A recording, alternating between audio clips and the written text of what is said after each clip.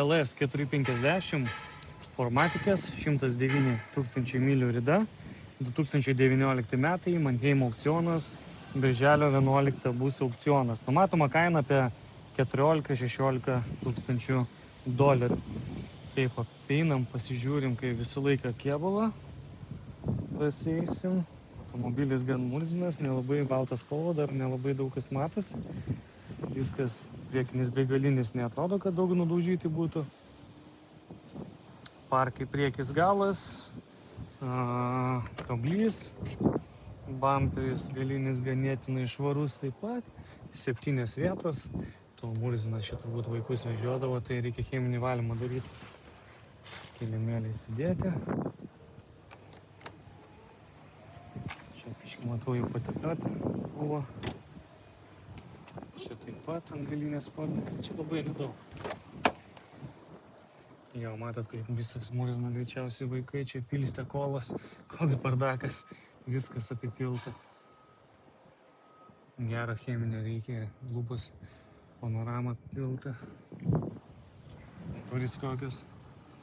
Nežinau, kaip čia reikia taip važinėti tokią mašiną. Jūs man pasakykit. Diskai ganėtinai švarūs, nudaužyti nėra. Pažiūrėkit, kas šilavimas. Kaip galima atvežti mašiną į aukcioną tokią? Nežinau, tai... Matot, koks yra skirtumas mentaliteto Amerikos žmonių ir lietuvių. Čia jau patepliuota buvo įbrėžta, bet labai nedaug. Prasme, amerikonai visiškai nesitvarko, didžioji dauguma jų, žinokit. Lietuviai kaip myli prižiūri mašinas, būna visos iščiustintos, švarios, kvepia, nuplautos, plevelės ten visokios uždėtos. Čia pažiūrėkit, kas daros. Nu gerai, nekreipiam dėmesį, tai pasižiūrim geriau apie patį automobilį.